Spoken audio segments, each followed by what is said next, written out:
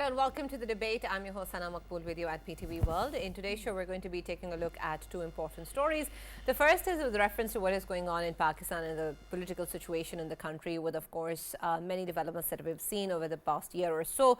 And most notably, of course, with reference to how accountability needs to be spread across the border. And we saw that the arrest of the former ISI chief, Lieutenant General retired Faiz was something that was pointing towards that direction. And now we've seen an official response coming in after a couple of months from the ISPR, also pointing towards the indictment with reference to what has been going on with regards to political activities and involvement in political affairs of the country, also including in terms of May 9th, but not limited to that. And then, of course, also in terms of putting forward unrest in the country and damaging the interests of the country. And these are, of course, very important and serious allegations, and perhaps a lot more than just with the fact that what we've seen previously in terms of matters related to a housing society and the allegations that have been put forward by the owner. What, of course, remains to be seen is how these are going to be linked together and how the case actually proceeds forward, and what sort of discussions will actually come forward to the limelight, both pertaining to the involvement of the military brass in the country, and then, of course, with reference to the political party PTI that has been associated with a lot of agitation and protest rallies in the country. So, of course, that remains to be seen as the case proceeds. But, of course, when we talk about the way forward and the way that we have seen previously in the past, the notion of the top military brass and political elite of the country being immune with reference to any consequence or any sort of political accountability, perhaps that is going to change. So we're going to take a look at what this particular case would mean and represent, not just for the political landscape of the country, but also with reference to the credibility of the military institutions and, of course, the people who take over top positions. So that's going to be our focus in the first segment of the show today. Our next one is going to take a look at what is going on in India with reference to the farmers' protests and the group of 101 farmers.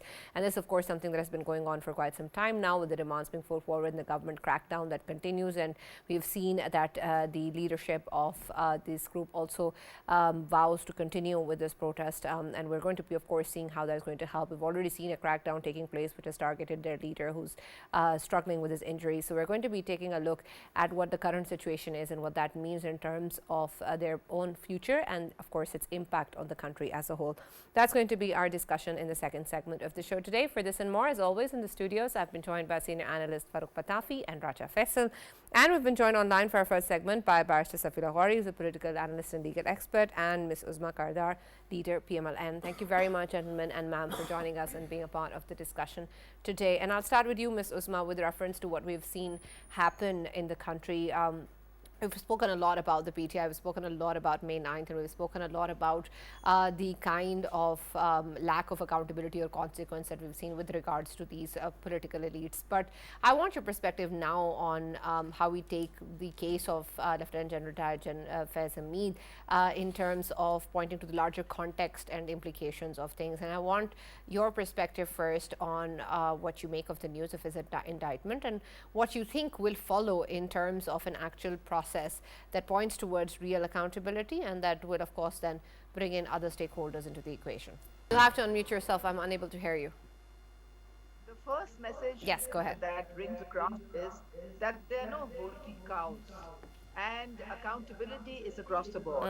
Even if it is at the highest level, if you have transgressed, if you have broken the constitution and the law of the land, then you have to be accountable for your actions. And here we saw that in the past couple of years, there was complete misuse of authority and a vicious conspiracy against the country just for gaining power.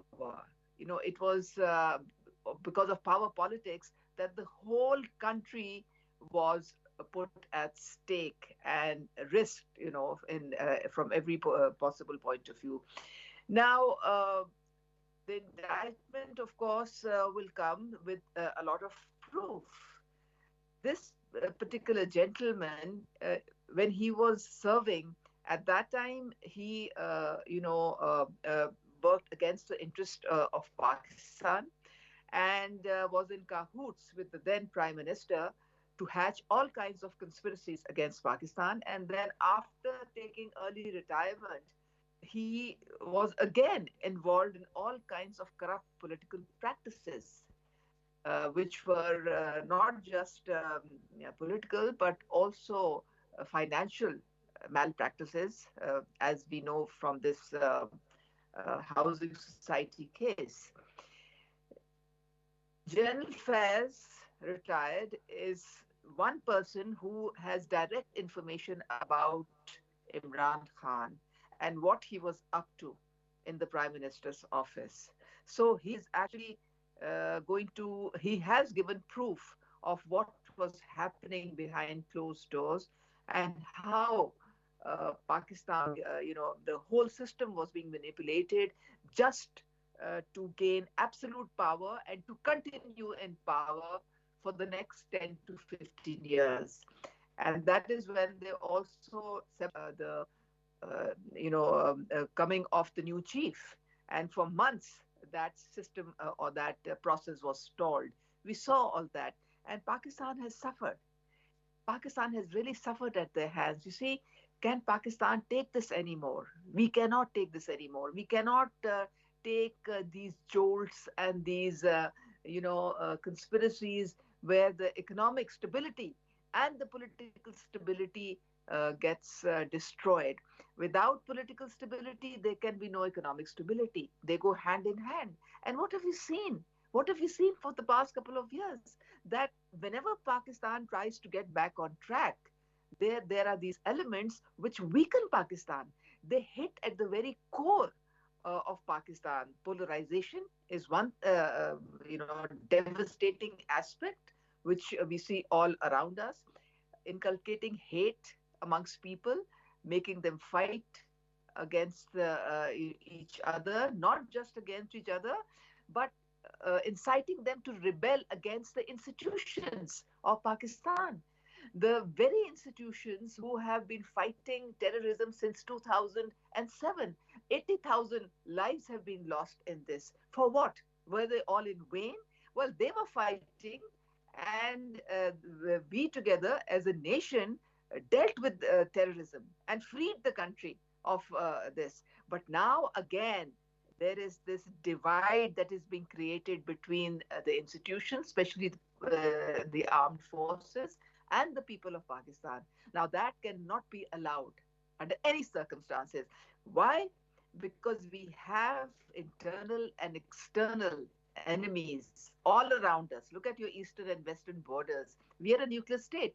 They just cannot digest the fact that Pakistan is powerful.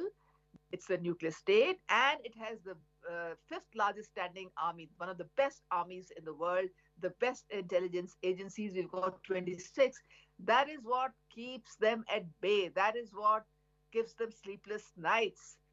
The nightmares that they go through, especially our, Indian counterparts. Now, do we want to become like Syria, or do we want the same fate as Libya? I would like to ask the people of Pakistan.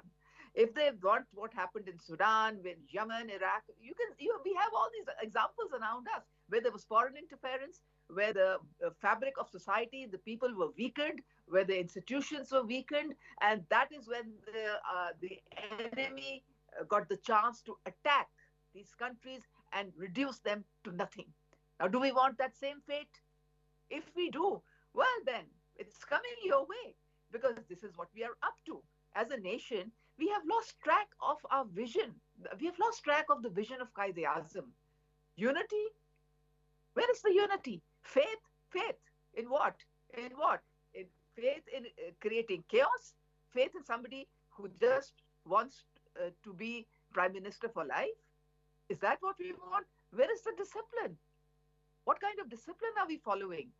Without these three elements, which were the guidelines of Qaid, we are now going downhill, but that is not permissible. As a Pakistani, we will not allow it. Enough is enough. I think all the elements that are dividing the people, who are the ones who are weakening Pakistan, the international fake news watchdog, they have now issued a report in which they say that Pakistan was really damaged because of the fake news, because of the fake reporting that happened after 26 November.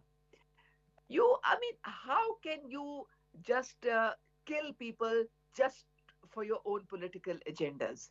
They were nothing happened but fake news, and then people, they have uh, taken over the minds of a few people who are now in total confusion. Now they don't know what's happening. They don't know what to do, whom to follow, where to go, because the whole party is in disarray. There is no leadership. We don't see any leadership. On the 26th of November, if there was any leadership, they would have tried to save these people whom they claim have been killed, whom they claim have been injured. They would have rescued them, taken them in their cars, taken them in their bulletproof vehicles. But we didn't see a single leader there. Kandapur ran away, then Bushra Bibi ran away. Not a single MNA, not a single MPA was visible. So, where is the leadership? Where is the party? You're responsible. If you people think that you want to protest and it's supposed to be you bring out people, then you have to look after them. Otherwise, what you have to do is it's your responsibility as a Pakistani to wage your war in the parliament. You have MNAs, you have more than 100 MNAs sitting in the parliament. You have people representing you in all the provincial governments. That is your arena. You have to play your cards from there, not by bringing in chaos and by disrupting the economic revival of Pakistan. That is not permissible. That's a no-no. So I think they should understand now that the state is not going to sit back and allow this. If you have any protest, if you have any reservations, you will get justice. You will be heard in the parliament. So that is where now everything is going to take place, and not the way these people have been carrying on. And General Faiz is a key player in creating this disorder, in planning 9th May. Everything was done together from Zaman Park. And the worst thing that General Faiz retired has done, that he instigated the veterans, created divisions within the army, a state within a state. It is unforgivable. He had his own ISI formation, which was just working under him. And this is what has damaged Pakistan institutions. This cannot happen. This cannot be allowed to happen again, Sana. Right, absolutely. Barrister Safi, I want your perspective on this in terms of what we see at the moment. Of course, we've seen the indictment of General Retired Faiz Hamid, but in terms of what will follow, perhaps is more important in terms of what the actual process will be like and what that will entail, and what sort of legalities and nuances will we look at, and how much detail will we actually be able to understand and get access to in terms of the involvement, in terms of the collusion, in terms of other elements within the military that might or might not have been part of this, and then of course with reference to political parties and political elites such as the PTI, and what kind of nexus that is, because this is not just about General Faiz, it's also about this very important nexus, and so then the larger nexus for Pakistan as well, that perhaps has existed for quite some time now. So I want your perspective on how this particular case proceedings will follow, and whether or not there can be that expectation of what we're looking at the moment in terms of face value, that there's accountability, that the top brass, that a former ISI chief is being accounted for. But will that really happen? Yeah, thank you very much, Sana. Sana, to answer your question just right off the cuff, this is a proceeding that is taking place under the Official Secrets Act. Therefore, there is no information that will be given to the press. You will not know exactly what the facts of the case are, what General Faiz Hamid is being charged for, what the process of the trial will be, who the witnesses will be, what the evidence found that is being presented in the military court that will be presented. You will not get to know any of these things. The fact of the matter is that he has been charged under Section 4 and Section 5 of the Official Secrets Act. These are extremely big charges against the former DGISI. Why they are big? Section 4 and Section 5. Section 5 in particular is extremely important. Section 5 deals with illegal, unlawful communication with a foreign agent. With a foreign agent. Now, what he is being charged with is communication with foreign powers and then wrongfully communicating them to a political party within Pakistan for personal gains or whatever have you. Doesn't know who those foreign powers are. I don't think it's a good idea for the government or for anyone to disclose what foreign powers he was in touch with, what evidence has come to light. We don't know anything of the sort. And for Pakistan's national security, I think it is also necessary that we do not know what a man who was on the highest position in Pakistan was involved in, the kind of people that he was talking to, why he was communicating with the people that he was communicating with. But also, then we also have to keep in mind that he's also being charged in Section 4, which is his involvement in politics. He took an oath not to be involved in politics. He was not to be involved in politics 5 years until after his retirement. And obviously, that was never the case. Everybody knows that he was a de facto head of PTI. He was calling the shots. There are countless grapevine rumors as to how he was doing it. Almost everybody in PTI has, in one interview or another, talked about how they have gone to Fez to get advice, information, guidance on how to run their affairs. So this much is very clear. We know that he was involved domestically within PTI. We also know that he has been involved, um, outside of Pakistan with foreigners, whether those foreigners are overseas Pakistanis, whether they are actual foreigners who do not have any nexus to Pakistan, we do not know. And unfortunately, the answer to your question, Sana, is that we will not know. Now, this does bring to light another important aspect of the trial, which is PTI's consistent insistence that this be done publicly, that this should be a public trial.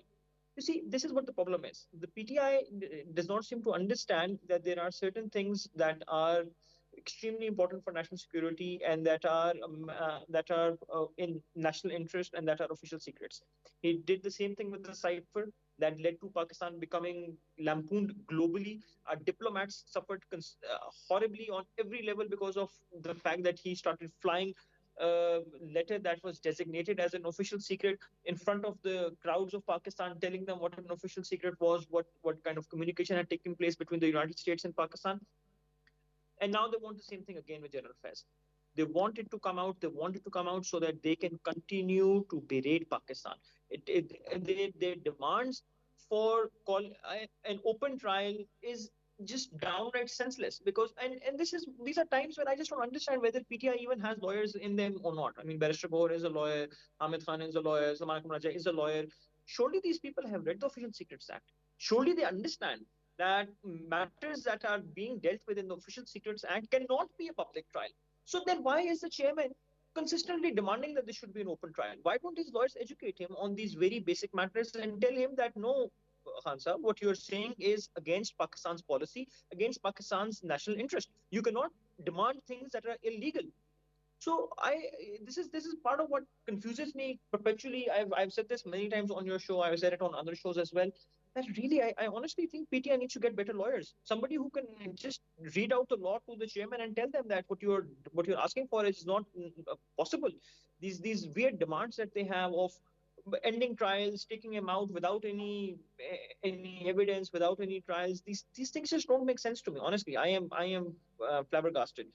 But that's generally when it comes to General Faiz, I think we all knew this was going to happen. We knew that, after he was caught for corruption, further investigations would take place and more damaging material would come out. It was only a matter of time. We know, once again, from the grapevine, that the part of the material that has been recovered is basically just files upon files of dirt on politicians, on bureaucrats, on other military officers. That's judges. That's part of what we know through rumors within Islamabad. Obviously, we don't know if this is correct either. But the real concern is the communication that he has had, and as some might say, continues to have even to date with senior leaders of PTI. How he's having that, nobody knows. There are once again rumors that say that he's using old technology, letters and old Nokia phones that cannot be traced by ISI. He, being the DG ISI, would obviously know what the limits of ISI are. We don't know, but that's generally what I'm hearing. Regardless of what I'm hearing, these things should not be paid much attention to. What really should be paid attention to is the law, and the law is very clear that there is some evidence that has been found. He has been indicted. He will go through a trial. Now, if he is innocent, of course, he should be discharged, and discharged honorably.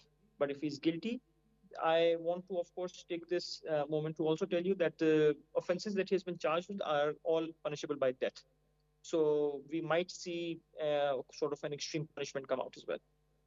Right, and we'll talk more about this as we continue. Faisal, I want your perspective on this too, in terms of the fact that there will be, of course, limited information coming out, but then there is a lot of speculation, and we've seen that since the arrest, we've seen that previously as well, and there are tons of information coming out based on these speculations as to what is happening and what is really the truth and what is really the case, and then that gives a lot of room for different stakeholders to play with, and particularly, of course, different political parties, including the PTI, that have done so in the past as well. And so I want your take, while this is very, very sensitive and very integral to the credibility of the top military brass, to the credibility of military institutions, to the credibility of political elite in Pakistan, I want your perspective on what that case will then impact, what impact will this case have, particularly then on the way that people will actually be absorbing this information and the kind of links that they might be drawing. Yes, and obviously when we talk about, first of all, when we talk about the accountability of army as an institution, they have, once again set a precedent, and we know that there are many precedents set by army as an institution when it comes to accountability in past. We have such an army that if there are many who give their lives, including the generals themselves, to safeguard the country, then of course there are certain examples within the institution who are involved in these kind of activities, and time and again their names they do pop in, and then they do get the punishments as well. We have seen in past, and we are seeing another one on the way, and I think credit goes to ISI, military intelligence, all of them who are involved in probing all of these cases, and I think this is how it should be, and the military court would be obviously very soon deciding the fate of former General Faiz Hamid, Lieutenant General Faiz Hamid, DGISI, and then previously he was DGC as well. Why I say DGC? Because when we talk about the as highlighted by Barrister Safi, Section 5, in related to his political inning while being the officer, a gentleman officer. Of course, he was DGC when it all started, and then he became DGI eventually. And we know that you scratch my back, I scratch your back kind of thing was going on when it comes to, of course, political fabric of Pakistan, and the kind of we have been seeing like 4 or 5 years, political 4 or 5 years, the previous ones. And this was going on, and that is pretty much sure that it is related to whatever he's been doing related to politics. But when it comes to Section 4 and the kind of activities he was involved in, most of the people, of course, they will never come to know about this. Apparently, about the political side, all of the politicians and the people who hang around or who walk through the powerful corridors, journalists as well, me, Farrukh, you, everyone, we go through them corridors and we do hear the echoes of them, and that was apparent that he had the involvement in the political fabric and how he was part of the political gimmicks as well. But what he was doing during 9th May and onwards or before that, that is to be probed, and who was he in touch with and how he was in touch with. And if it comes to, there were many faces sitting outside of the country, and the kind of information they were coming up with and the kind of information they were leaking out, where do they come up with that kind of information, number one? And as Uzma Saiba rightly pointed out, that there was a whole nexus under him that he has been, of course, keeping with himself, and that nexus within the intelligence, the premier intelligence service of Pakistan, obviously they must have been busy doing certain things. And what were the things they were busy in? that is going to be exposed by he himself, and by now I'm pretty much sure that he has exposed, and as it has been mentioned before, nothing would come out, and that's how it should be, because you know, there are secrets and the secrets within the secrets, and that's how a country runs itself, and that is how I see my country to be run as well. Reason being, when it is about the individuals, it doesn't matter, but when it is about you know, 250 million people and the country that is you know, one of the nuclear powers of the world, then of course there should be secrets and they should remain as secrets. But coming back to the case itself, how it is going to play, I am pretty much sure that very soon we will be seeing the ultimate you know, punishments, and as it has been highlighted that when it comes to the punishment, the ultimate punishment would be the death punishment, and I am you know, looking at things heading towards that. But whether they have, will that make sense? it will, Sana, it will. Obviously, when we talk about you know, his involvement, as the cases are being you know, are highlighted in that context, in which we can say that things were not all okay. Political side might have saved him, but when it comes to, you know, conspiring against the state or conspiring against the institution itself, having secured in past one of the supreme positions within the institution itself, then of course, as they say, great power comes with a great responsibility. Once he had a great power and he did not show the great responsibility when it comes to keeping the secrets, when it comes to keeping the power and using the power with the utmost responsibility.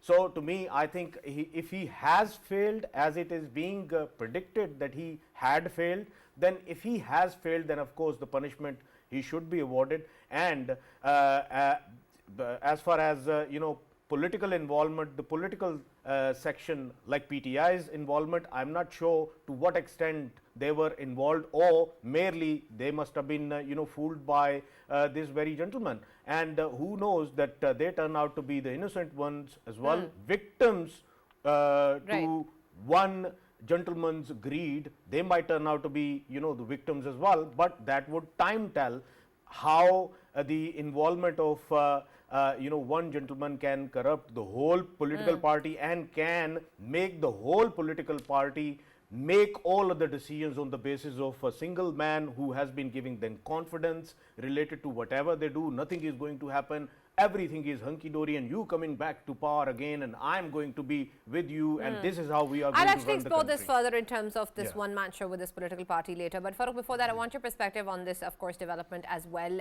in terms of what we've discussed so far, and in terms of the impact that it creates on accountability on with regards to military institutions and the political elite as well. But also add to that in terms of the perspective that it draws on the way that we will actually be dealing with this kind of information, and whether or not when we talk about the fact that there is limited access, and I get that this is the Secrecy Act, but in terms of how much misinformation has already been spread with regards to military institutions, how many campaigns have actually been run to malign them, there is a lot of impact that it has created across Pakistan with reference to the way that it is being perceived, how even the political party is being perceived. And so whether or not that can actually be a point to even consider when we talk about this particular case, and then of course your perspective on capital punishment. Right. Thank you very much, Sana. Thank you very much for the opportunity. I think it is always important to state principles at the start. Given that you and Faisal have been my fellow travelers throughout this program, I just wanted to remind you that given that I consider myself a victim of that era when all of this was happening, how triggering it must be for me personally. So I wanted to table my own biases first of all, and after that another very important principle that one needs to state is regarding innocent until proven guilty, because presumption of guilt at the start of a trial is never correct, right? So I just wanted to point out that that is also the case But after that, one has to actually remind everybody that while this is part of niceties that we have, the fact is we all knew what exactly was going on in those days. And given that the journal who is being tried now, he was so powerful at that time. And by the way, there have been many accusations against him, but none says that he was incompetent, right? With competence, power, and privilege comes a lot of responsibility.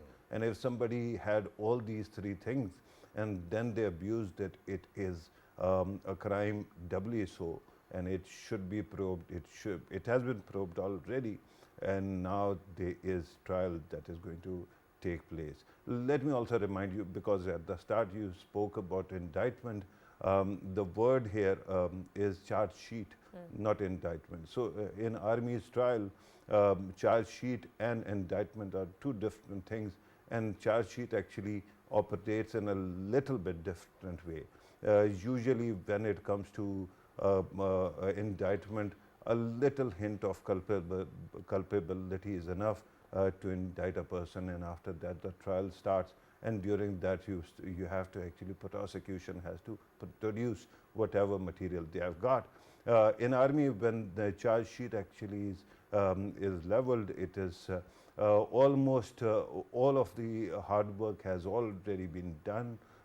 Investigation has taken place. The person has been confronted with evidences that might be there.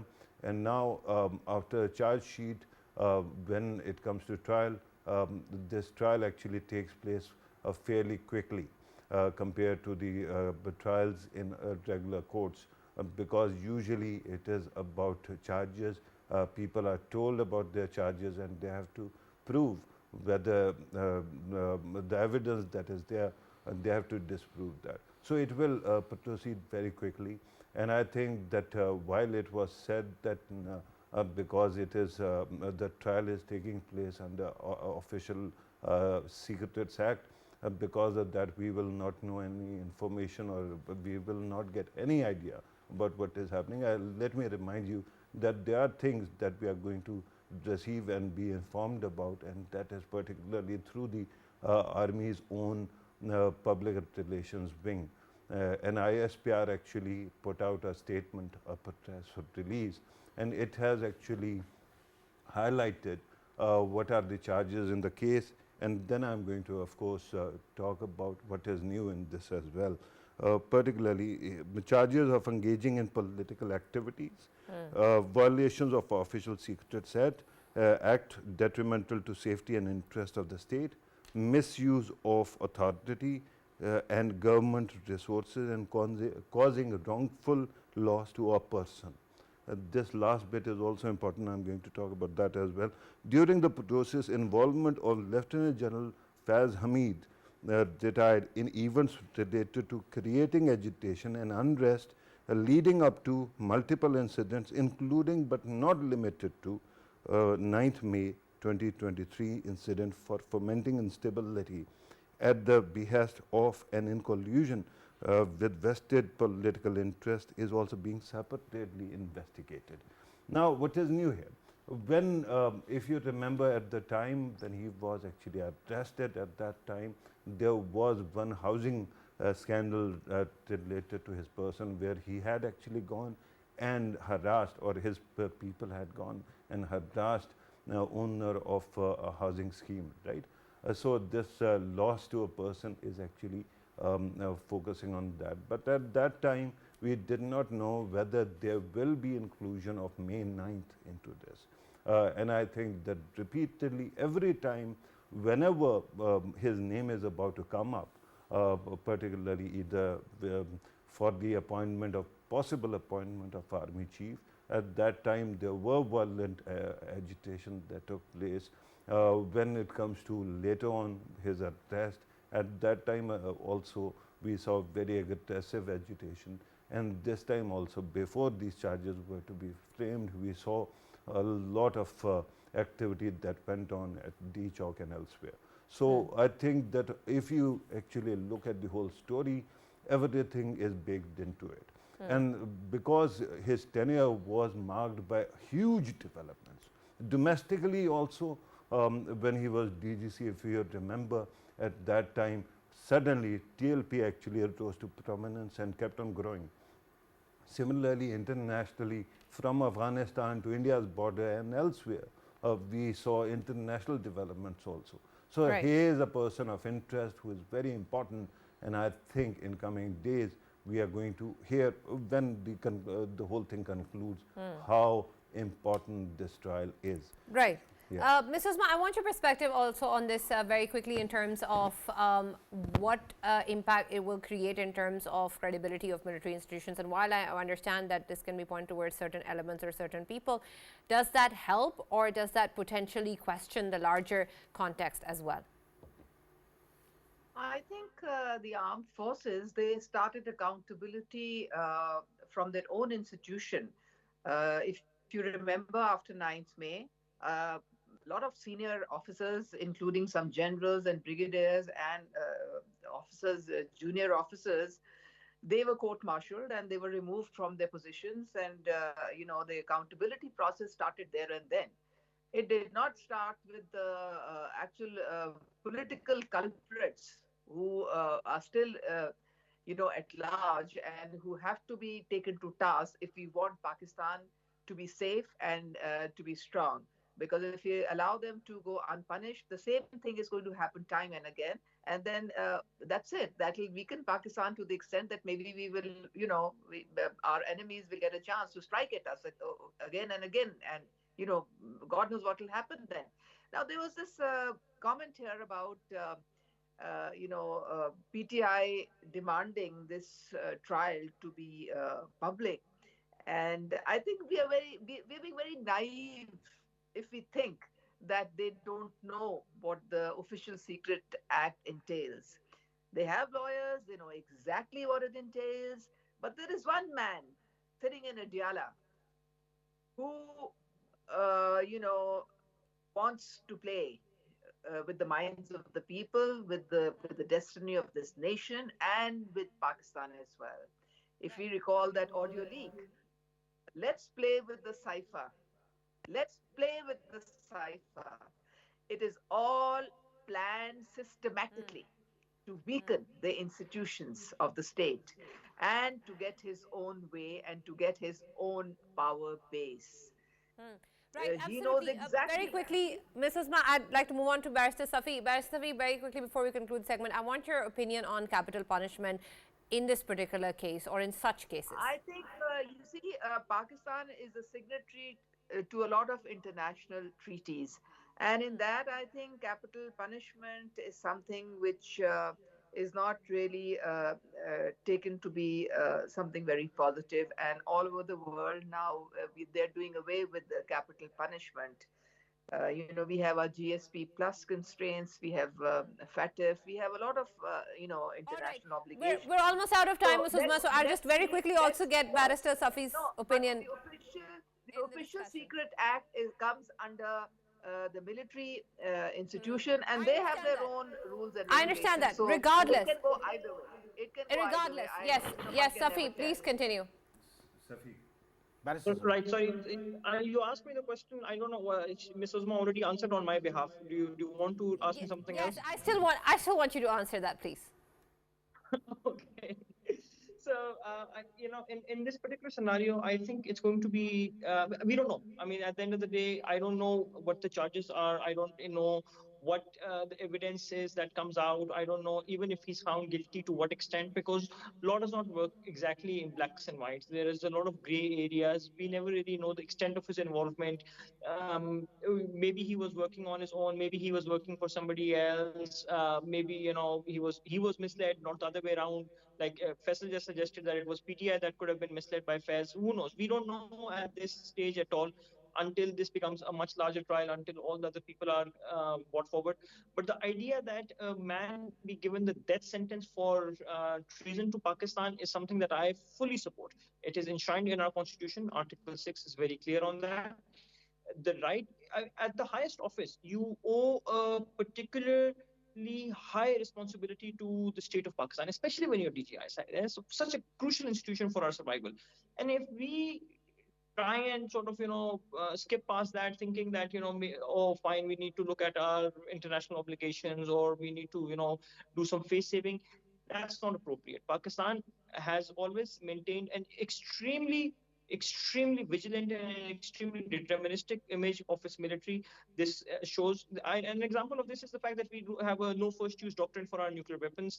India has that, Pakistan does not. Why we don't have that, why we don't subscribe by it, is because we want to tell the world that we are going to attack and we are going to take action when it's needed. So we need to take action if there has been treason, and this is treason of the highest order if established.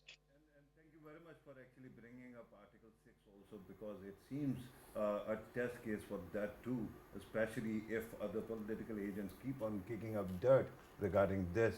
It can become a test case for Article 6 also. Right. Thank you very much, Barrister Safi, and thank you very much, Uzma, for joining us and being a part of the discussion. That's all we have from this particular segment. But very quickly, Faisal, I want your perspective on our next segment in terms of what's happening in India.